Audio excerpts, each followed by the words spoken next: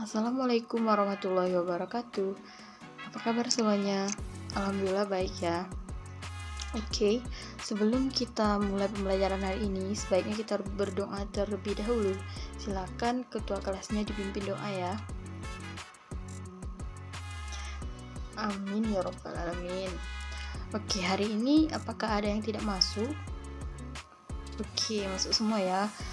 Baiklah, hari ini kita akan mulai pembelajaran kita, yaitu tentang zakat. Ada yang tahu apa itu zakat? Belum tahu ya? Baiklah, Ibu akan menjelaskan tentang zakat. Zakat berasal dari bahasa Arab yang artinya mensucikan. Zakat adalah bentuk sedekah kepada umat Islam. Zakat diperlakukan dalam Islam sebagai kewajiban atau pajak. Di dalam rukun Islam, berzakat ada di urutan ketiga setelah sholat. Meskipun zakat diwajibkan bagi umat Islam, tidak semua orang bisa berzakat. Ada beberapa syarat untuk berzakat, misalnya memiliki harta yang cukup atau tidak kekurangan. Zakat adalah sebuah praktik ibadah di mana orang Islam memberikan 25% dari hartanya untuk disumbangkan kepada yang membutuhkan. Saat ini, di sebagian besar negara yang bermayoritas umat Islam memberikan zakat bersifat sukarela. Namun, ada juga beberapa negara yang zakatnya diurus oleh pemerintah. Di negara seperti Inggris misalnya, orang-orang Islam di sana membayar zakat dengan memberikan langsung ke badan amal. Dalam pandangan Islam, memberikan hartanya kepada orang lain yang membutuhkan bisa mensucikan jiwa mereka dan juga sebagai pengingat bahwa harta itu bukanlah milik mereka, namun milik Allah Subhanahu wa taala yang dititipkan kepada mereka. Umat Islam percaya bahwa semakin banyak memberi, maka Allah Subhanahu wa taala memberikannya berkali-kali lipat di akhirat. Zakat diartikan sebagai suatu konsepsi ajaran Islam yang mendorong orang Islam untuk mengasihi sesama, mewujudkan keadilan sosial, serta berbagai dan mendayakan masyarakat. Selanjutnya untuk mengetaskan kemiskinan. Itu adalah pengertian dari zakat. Mungkin kalian sudah mengerti ya apa itu zakat. Oke, selanjutnya kita akan materi selanjutnya, yaitu apa saja hukum-hukum zakat. Di dalam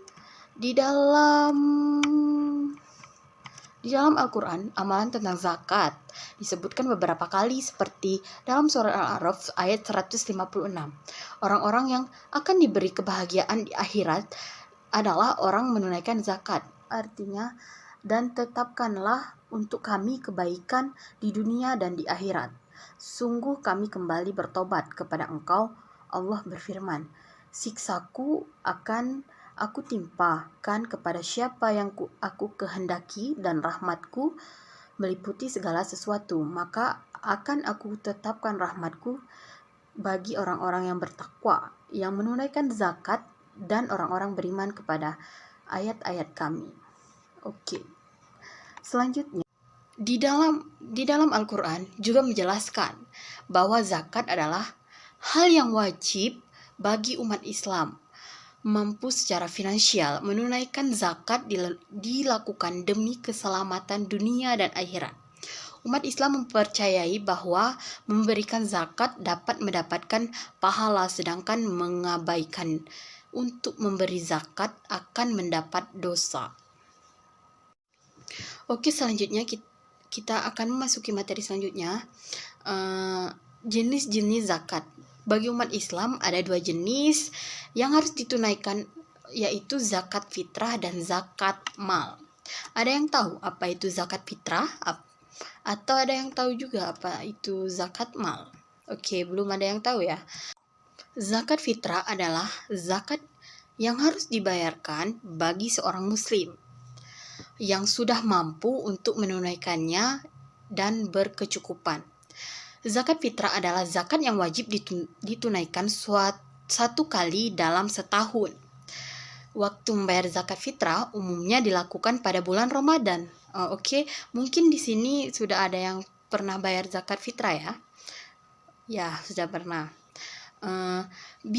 Biasanya menunaikan zakat fitrah dilakukan menjelang hari raya Idul Fitri.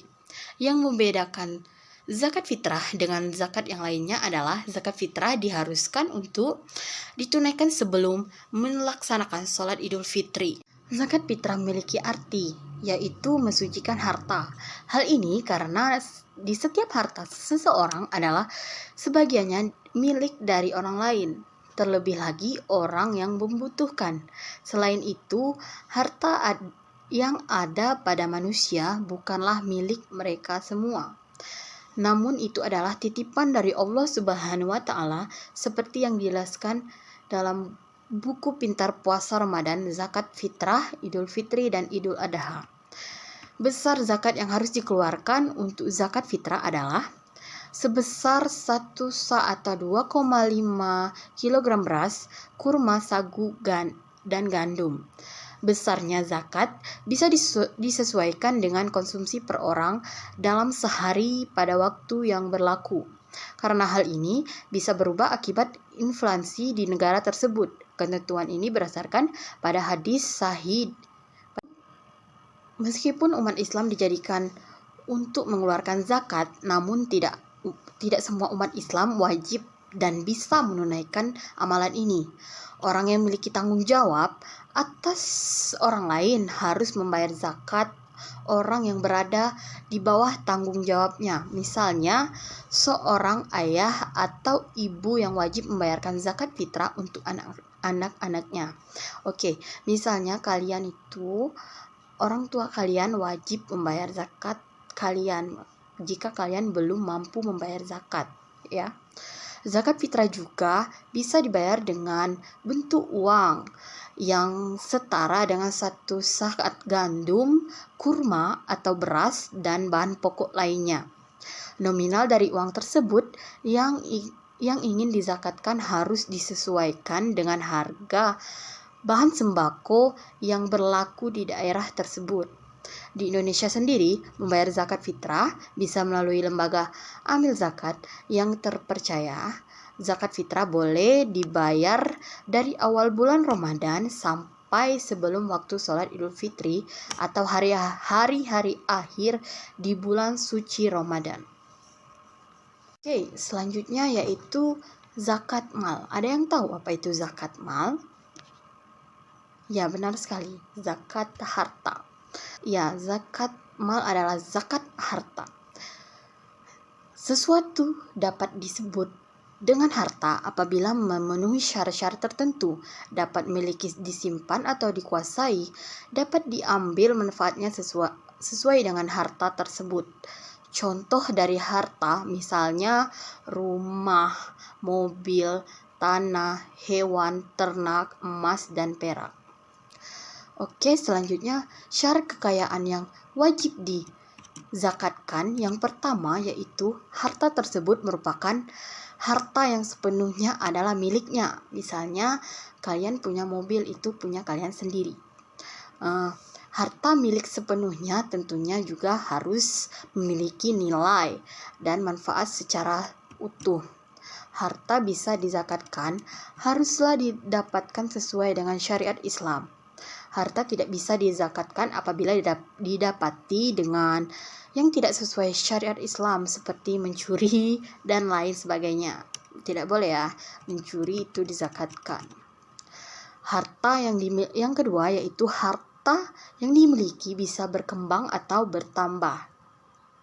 Yang ketiga yaitu harta yang dimiliki sudah mencapai jumlah tertentu yang sesuai dengan ketentuan zakat atau sesuai dengan nisabnya. Oke, yang keempat, harta tersebut merupakan kelebihan setelah memenuhi kebutuhan pokok. Seseorang tentunya memiliki jumlah nominal yang berbeda-beda untuk memenuhi kebutuhan pokok sehari-hari, termasuk juga untuk anggota keluarganya.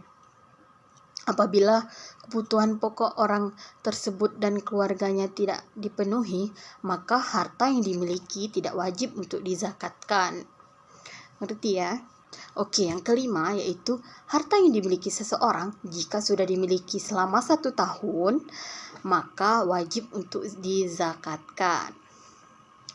Oke, menghitung zakat mal harus disesuaikan dengan harga emas yang berlaku pada saat itu, karena harga emas selalu berubah-ubah setiap tahunnya. Misalnya kalian mempunyai emas yang harus dizakatkan harganya sekarang 700.000, dan karena di setiap tahunnya harga emas tersebut berubah-ubah harganya. Oke, selanjutnya yaitu syarat untuk berzakat. Ada yang tahu syarat apa saja syarat untuk berzakat? Oke, belum tahu ya. Yang pertama yaitu beragama Islam. Oke, yang kedua merdeka. Yang kedua mualaf dan balik atau sudah dewasa. Yang keempat memiliki harta yang cukup. Yang kelima harta itu milik sendiri, bukan milik orang lain ya. Yang selanjutnya yaitu rukun-rukun zakat. Ada yang tahu apa saja rukun zakat? Belum ya? Oke, Ibu akan jelaskan apa saja rukun-rukun zakat. Rukun zakat adalah hal-hal yang harus dilakukan ketika ingin berzakat. Yang pertama yaitu niat. Ketika menunaikan zakat, hendaknya membaca niat untuk berzakat. Hal ini untuk mengingat kita bahwa kita berzakat semata-mata hanya untuk Allah SWT, bukan untuk orang lain ya. Yang selanjutnya pemberi zakat. Pemberi zakat atau biasa disebut muzaki adalah orang yang berkewajiban untuk membayar zakat. Seperti sudah disebutkan yang tadi, syarat-syarat untuk orang pemberi zakat adalah Islam, merdeka, dewasa, tidak memiliki hutang, dan memiliki harta yang cukup. Zakat hadir dalam Islam bukan hanya untuk mengatur sistem ekonomi individu, masyarakat, dan negara, namun juga menjadi penyambung kasih sayang antara si kaya dan miskin, seperti halnya yang dibahas kita sebelumnya yang mengupas tentang zakat, termasuk dalil-dalil dan cara memperhitung zakat, waktu pembayaran zakat, dan masih banyak lagi. Oke, yang kedua penerima zakat. Penerima zakat biasa disebut dengan mustahik. Mustahik ini adalah orang-orang yang berhak menerima zakat. Di dalam Al-Quran surat At-Taubah ayat 60 disebutkan 8 kategori orang-orang yang memenuhi syarat untuk mendapatkan zakat. Orang yang hidup tanpa mata pencaharian, orang yang tidak bisa memenuhi kebutuhan pokoknya, orang yang tidak mengumpulkan zakat, orang yang baru saja masuk Islam, orang yang bebas dari perbudakan melalui akad, orang yang memiliki hutang yang sangat besar, orang yang berperang di jalan Allah Subhanahu wa taala, orang yang dalam perjalanan atau pengelana yang terlantar adalah orang-orang wajib menerima zakat atau mustahik. Oke. Selanjutnya itu harta yang dizakatkan. Harta yang dizakatkan, yang wajib dizakatkan adalah dalam zakat mal yaitu emas dan perak. Emas dan perak adalah logam mulia. Islam menganggap logam mulia seperti emas dan perak sebagai harta yang dapat berkembang. Cek, deposito, saham, atau surat berharga lainnya termasuk dalam kategori emas dan perak. Yang bisa dizakatkan rumah, tanah, kendaraan juga termasuk kategori emas dan perak yang bisa dizakatkan. Yang kedua yaitu binatang ternak. Yang wajib untuk dizakatkan adalah hewan-hewan ternak yang besar seperti sapi, kambing, kerbau, unta, dan ayam. Yang ketiga, hasil pertanian yang wajib dizakatkan adalah hasil tumbuhan yang memiliki nilai ekonomis. Hasil pertanian yang bisa dizakatkan adalah umbi-umbian, sayur-sayuran, buah-buahan, tanaman hias, dan lain sebagainya. Selanjutnya yaitu harta perniagaan adalah semua yang digunakan Dalam jual beli, contoh dari harta perniagaan adalah alat-alat perhiasan, pakaian, perniagaan atau perdagangan yang dilakukan bisa melalui perorangan atau perusahaan besar. Yang kelima yaitu kekayaan laut dan hasil pertambangan adalah benda-benda yang berasal dari dalam perut bumi dan bisa dizakatkan karena memiliki nilai ekonomis. Hasil-hasil dari perut bumi itu memiliki minyak bumi, lembaga, timah, batu bara, kekayaan laut yang bisa dizakatkan yaitu mutiara dan ambar.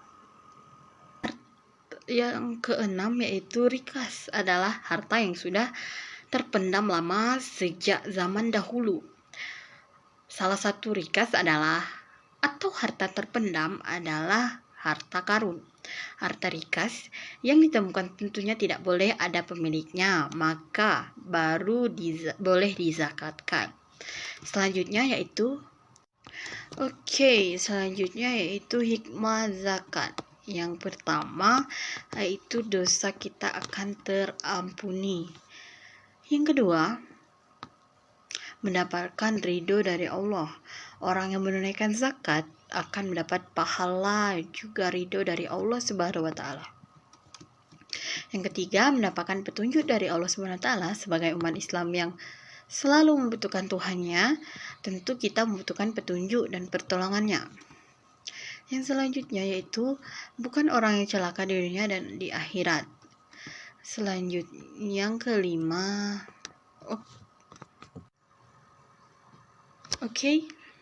baiklah anak-anak, itu tadi penjelasan tentang zakat. Mungkin kalian silakan resume yang sudah Ibu jelaskan ya. Ibu akan memberikan kelompok. Kita akan bagikan 2 kelompok. Yang kelompok pertama akan menjelaskan tentang zakat fitrah. Menjabarkan apa itu zakat fitrah, bagaimana pembagiannya. Yang kelompok kedua yaitu tentang zakat mal. Ya sama, menjelaskan apa itu zakat mal, bagaimana pembagiannya dan sebagian lainnya. Baik, kepada yang jika ada yang ingin bertanya, dipersilakan sembari kalian mencari dengan kelompok-kelompoknya, sharing dan mencari apa itu zakat mal dan zakat fitrah. Ibu akan kasih waktu 20 menit. Sudah selesai semua. Silakan kalian diskusikan kelompok 1 dan kelompok 2.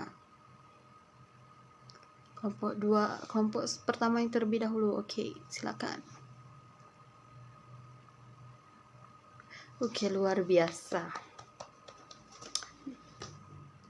Selanjutnya kelompok 1 ya. Wow, kita tepuk tangan untuk kelompok 1. Kalian sangat luar biasa. Mungkin kalian sudah jelas dengan apa saja tentang zakat. Kalian juga sudah mencatat ya. Silakan mencatat apa yang penting-penting dari yang Ibu jelaskan tadi. Untuk selanjutnya Ibu akan memberikan tugas yang pertama, yaitu silakan ditulis buat di rumah ya. Sebutkan dan jelaskan apa saja syarat dan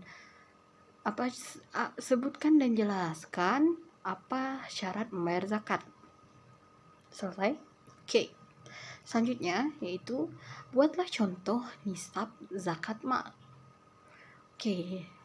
Selesai? Minggu depan silakan dikumpulkan.